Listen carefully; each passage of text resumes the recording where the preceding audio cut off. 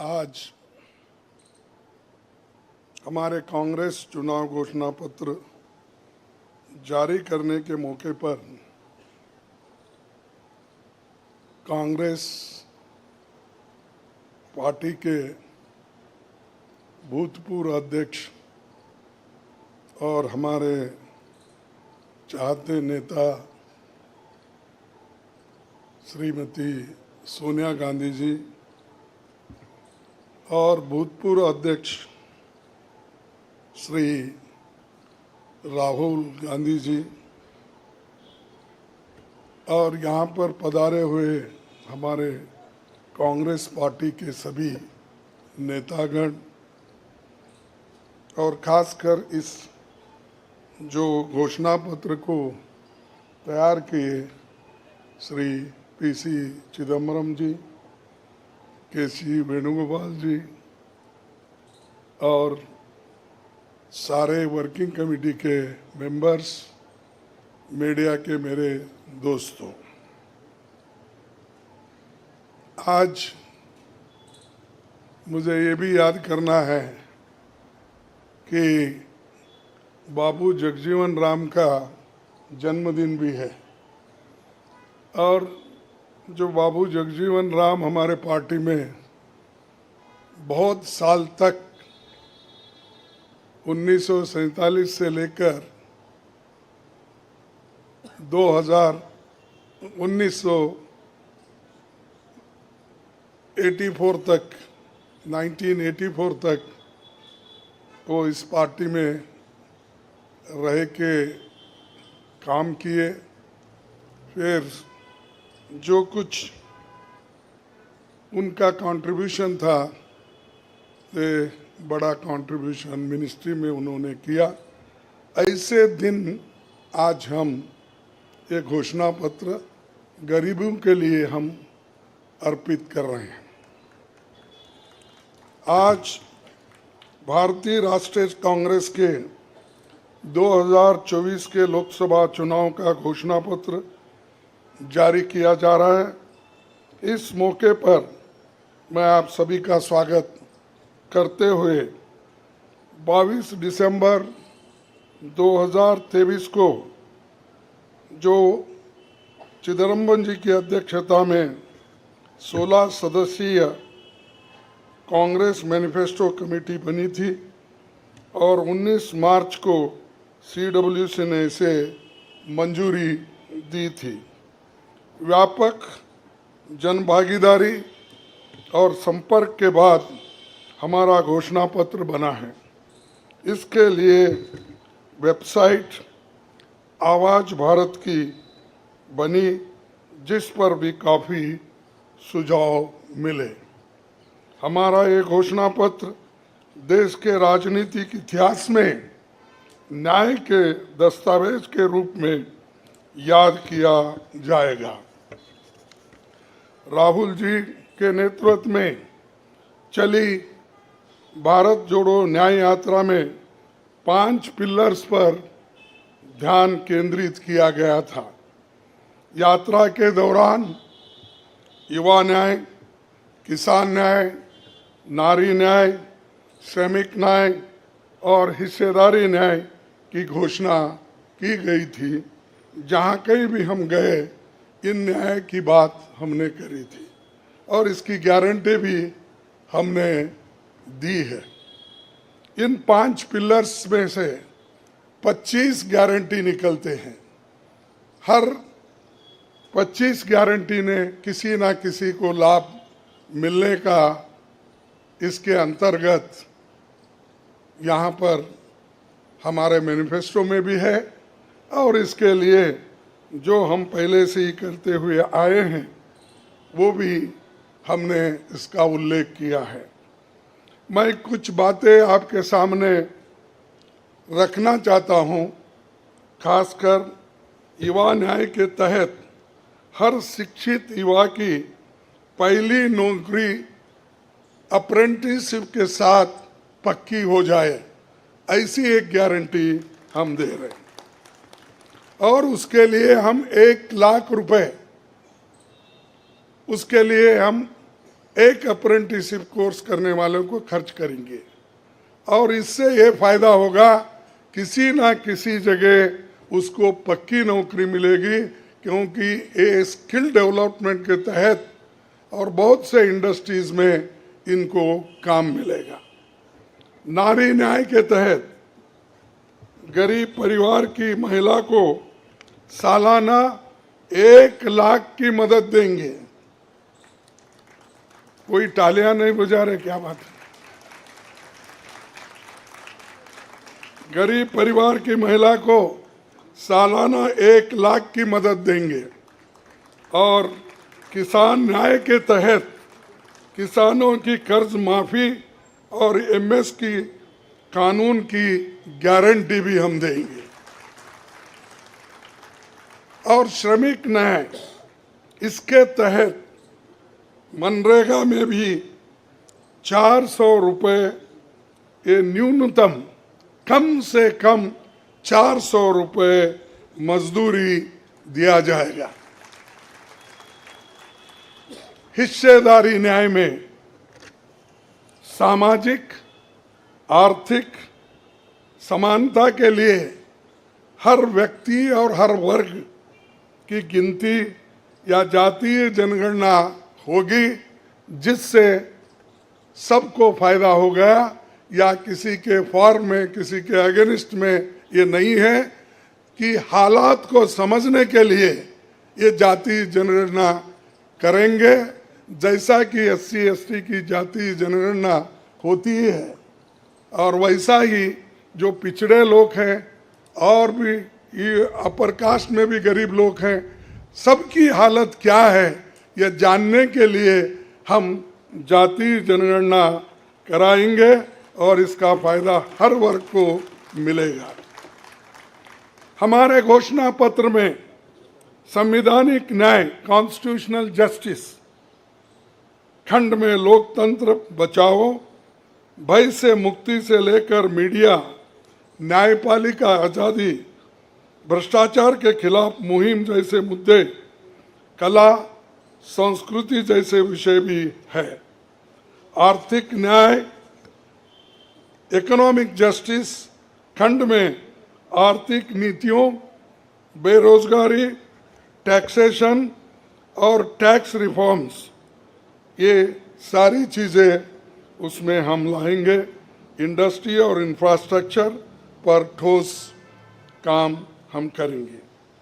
राज्य न्याय, justice for the states में संघीय विकास, पूर्वोत्तर भारत पर रोशनी हम डाले हैं और जहाँ कहीं भी फेडरल स्ट्रक्चर को धोखा होगा, हम उस वक्त अपनी आवाज़ उनके साथ भी उठाएंगे और जब हमारी गवर्नमेंट आएगी तो उनको बराबरी का हिस्सा देंगे, और ताकि वो पैसे के लिए तरस न हो, चाहे वो ड्रॉट हो, फ्लड हो, डिसास्टर्स हो, इसके लिए नेचुरल डिसास्टर, इन सब के लिए फेडरल गवर्नमेंट को कानून के तहत जो मदद मिलना चाहिए वो हम जरूर उनको दिलाएंगे।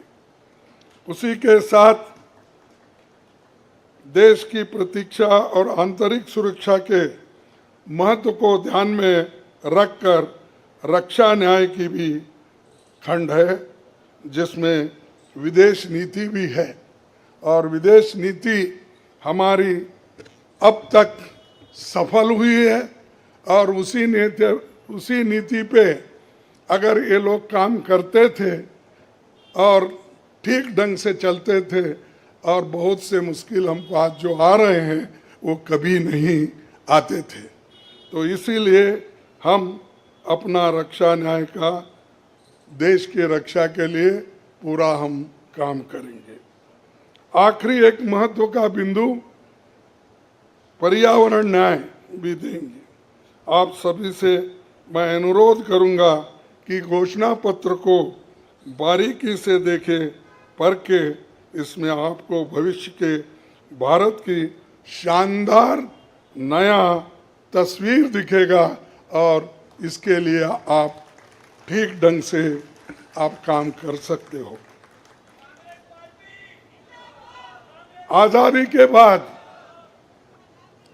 1951-52 में चुनावों से राजनीतिक दल घोषणा पत्र जारी करते समय बहुत से दावे करते हैं लोग, पर कांग्रेस हमेशा जमीनी हकीकत पर चलती है।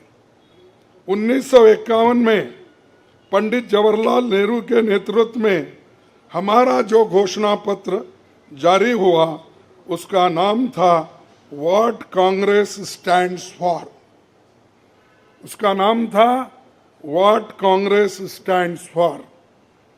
पहले घोषणा पत्र को लेकर ये टिप्पणी की गई थी, no exaggerated claims were made, no ambitious plans to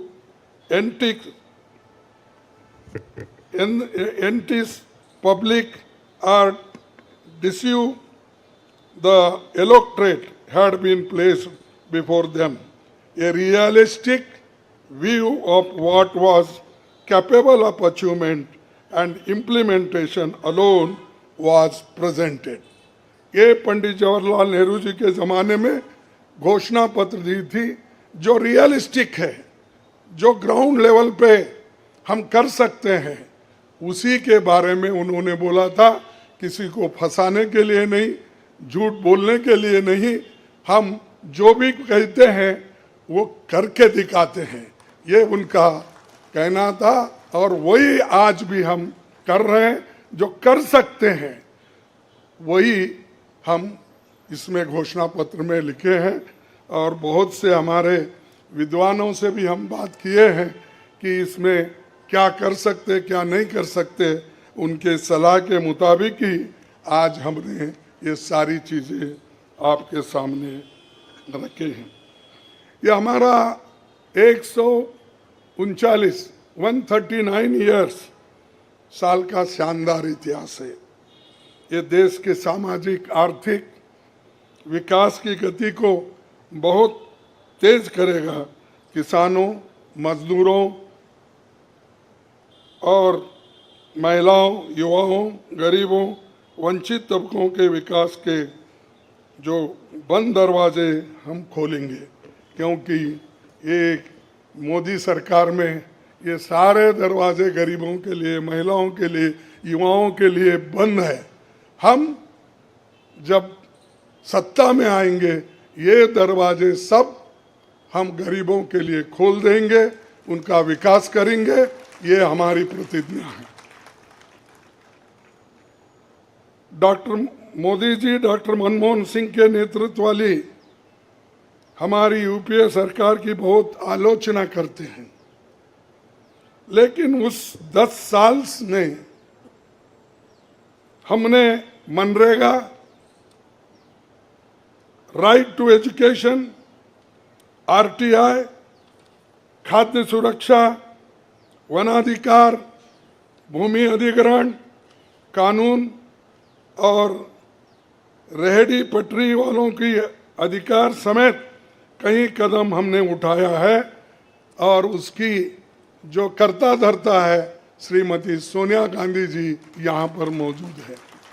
उन्होंने बारीकी से इन मनरेगा को और खास करके फूड सिक्योरिटी को बहुत लड़ा, क्योंकि मुझे मालूम है सब चीज़ मैं यहाँ पर नहीं कह सकता कि उन्होंने इतने ये 2-3 प्रोग्राम के लिए बहुत गुस्से में रहते थे। जब तक वो इम्प्लीमेंट नहीं होता तब तक वो खामोश नहीं बैठे और कैबिनेट के लोगों को बोलते रहे थे कि ये क्या हुआ। जब हुआ तब वो भी खुशी मना लिए और हम भी लोग बोले कि भाई ठीक हो गया। और जब बाहर इसका गया कि जो ये मनरेगा का, फूड सिक्योरिटी का और कंपलसरी एजुकेशन का ये जो संदेश बाहर गया, तब लोग सभी खुश होने लगे, सभी बोलने लगे ये बहुत अच्छा यूपीए गवर्नमेंट ने किया, सोनिया गांधी जी ने किया। ये बात बाहर आ गई। इसीलिए ये हमारा जो पहले से गरीबों के लिए वायदे थे वो हम पूरे करेंगे। मोदी जी 10 सालों में इसके मुकाबले का एक काम भी नहीं कर सके। आप बताइए कौन सी ऐसी बड़ी फैक्ट्री जो एम्प्लॉयमेंट क्रिएट कर सकती है, जो नेहरू जी के जमाने में बने वैसे कोई एक बड़े बड़े काम उन्होंने किया है। जिस देश में एक सुई नहीं बनती थी उस देश में पंडित जवाहरलाल नेहरू, इंदिरा गांधी जी ने रॉकेट बनाकर उड़ा कर दिखाया और बहुत से जो साइंटिफिक योजनाएं थी हमने बनाए। अब मोदी जी के ज़माने में तो गालियां देने का छोड़ के दूसरा तो मैं नहीं सुना, और उसके अगर कोई छुपे हुए काम है तो मेरे को बताओ ताकि मैं भी उसकी प्रशंसा करूंगा। लेकिन आज हम गारंटी जो भी दे रहे हैं हम चंद स्टेट में करके दिखाए हैं। हिमाचल में करके दिखाए, कर्नाटक में करके दिखाए, तेलंगाना में करके दिखाए, जहाँ कहीं भी हमारी सरकार है, और राजस्थान में भी हमने कई नई चीज़ें की वहाँ भी करके दिखाए। तो ये हम जो कहते हैं, मैं पहले ही कहा, वो हम करते हैं और हम डरते नहीं करने के लिए। हमारा कितना भी नुकसान हो लेकिन गरीबों के लिए हम करते रहते हैं। ये हमारा पहले से कार्यक्रम है। और मैं चंद बातें इस मौके पर, थोड़ी देर हो गई तो क्षमा चाहता हूँ, मैं चंद बातें आपके सामने रखना जरूरी समझता हूँ। और आज क्या हो रहा है, विपक्षी नेताओं को जेल में बंद किया जा रहा है। चुनाव में सबको समान अवसर नहीं है और कई मुकदमे एक के ऊपर एक, छोटी छोटी, और हमारे पार्टी के ऊपर इतना बड़ा जुल्म किया और इतने हमारे को पेनल्टीज डाले। 3,567 करोड़ रुपए का हमारे ऊपर उन्होंने पेनल्टी डाली। क्या ये लेवल प्लेइंग ग्राउंड है? और ये हमारे ऊपर आज हो रहा, कल मीडिया के ऊपर होगा, मीडिया हाउसेस के ऊपर होगा, सबके ऊपर होगा। तो इसीलिए इसको, इस देश के डेमोक्रेसी को बचाना है, संविधान को बचाना है। इसलिए हम सब लोग, देश के लोग एक होना चाहिए और लड़ना चाहिए। और जो ऑटोक्रेटिक मोदी साहब है उनको हटाना चाहिए। ये मेरा आपसे विनती है। जब तक आप ये काम नहीं करेंगे तब तक हम सिर्फ बातों से नहीं होगा। आप लोग घर घर जाके, और हमारी गारंटी कार्ड जो है, इन गारंटी कार्डों को घर घर तक पहुंचाने का काम हमारे कार्यकर्ता करें। जब तक आप घर घर नहीं जाएंगे, वोटर से नहीं मिलेंगे, कुछ भी होने वाला नहीं है। सिर्फ स्लोगन से या मेरे भाषण से कुछ बदलाव होने वाला नहीं। बदलाव होगा तुम जनता से जब मिलेंगे, घर घर जाएंगे, महिलाओं से मिलेंगे, युवाओं से मिलेंगे, और जितने भी हमारे पेरेंट्स हैं, बड़े हैं, उनसे मिलके, किसानों से मिलके आप लोग काम करेंगे, तभी हम कुछ हासिल कर पाएंगे। तो इसीलिए मैं आपसे विनती करूंगा, ये काम हमारा आप करेंगे और इस ऑटोक्रेटिक सरकार को हटाने के लिए आप काम करते रहेंगे। अब बीजेपी का तो ऐसा है, चंदा दो धंधा लो, चंदा दो धंधा लो, कॉन्ट्रैक्ट लो, पैसे दो। तो उन्होंने काम किया और वो कहते हैं कि भ्रष्टाचार मिटाऊंगा। अरे भाई, 25 लोग हमारे बड़े बड़े नेताओं को आपने लिया और 25 नेताओं में 2 को तो एक पूरा एक्सोनरेट किया और 23 लोगों को फिर उनको भी एक्सोनरेट किया। अरे शाह साहब के वॉशिंग मशीन में इतने लोग जो भी जा रहे हैं क्लीन होके आ रहे हैं, और भ्रष्ट लोग तुम्हारे साथ है, बदनाम हमको कर रहे हैं। मेरे पास तो नहीं है ना, मेरे पास जब तक थे तो आपने बोला वो भ्रष्ट है, फिर आप वो क्लीन कैसा हो गए, प्रामाणिक कैसा हो गए, ठीक कैसा हो गए? तो ये खुद ही इधर डराते हैं, उधर सब चोरों को लेते हैं। तो ये मेरा कहना है, इसीलिए आप इस बात को सोचिए। और हम सालों से गरीबों की सेवा करते हुए आए हैं, आगे भी हम करते रहेंगे। और जितने भी उन्होंने काम किया, मैं यहाँ गिनता नहीं, क्योंकि रेलवे में क्या किया, इन्फ्लेशन का क्या किया, अनएम्प्लॉयमेंट का क्या किया, ये सारे अगर बोलते कहूँ तो आप भी थक जाएंगे। तो इसीलिए मैं ज़्यादा नहीं बोलता, आप सबको मालूम है और हमारे पूरे इलेक्शन मैनिफेस्टो में वो चीज़ वहाँ पर है। इसीलिए आप तमाम को मैं धन्यवाद अर्पित करता हूँ कि आप ऐसे वक्त जो हमको साथ दे रहे हैं, जिस वक्त लोग डर डर के चंद लोग भाग जा रहे हैं। वो डरने वाले कौन है? जो आदमी कुछ चोरी करता है वही डरता है। जो आदमी ठीक है, अपने उसूलों पे खड़ा है, उसको कोई नहीं डराता। अगर डराएगा तो भी वो उसूलों पे ठहरे हुए लोग डरेंगे नहीं। तो इसीलिए हम लोग डरने वाले नहीं। हमारे नेता श्रीमती सोनिया गांधी जी, राहुल गांधी जी, डर उनमें नहीं है और डर का नाम भी नहीं है। और डर ये शब्द उनके पास नज़दीक आता नहीं। वो डर सिर्फ मोदी को है, क्योंकि वो हमारे लोगों को ले लेके 400 पार बोलते फिर रहा है। अरे मणिपुर जैसे एरिया में नहीं जा सके, देश में विदेश में 14 फेरियां लगाए, देश में इलेक्शन का प्रचार सरकारी फंड से किया गया, सरकारी वैन से किया गया, लेकिन मणिपुर वो देखे नहीं। क्यों नहीं गए भाई? आपकी तो 56 इंच की छाती है, आपको डर कुछ भी नहीं है। हाँ, आप जा सकते हैं, लेकिन वहाँ हमारे नेता राहुल गांधी जी जा सकते हैं लोगों के साथ। आप क्यों नहीं जा सकते? क्योंकि आपको डर है, और डरने वाला आदमी देश की भलाई कभी नहीं करता। बाय चांस आया, अब आगे लोग उसको देखेंगे और आप भी मजबूती के साथ हमारे साथ खड़े होंगे।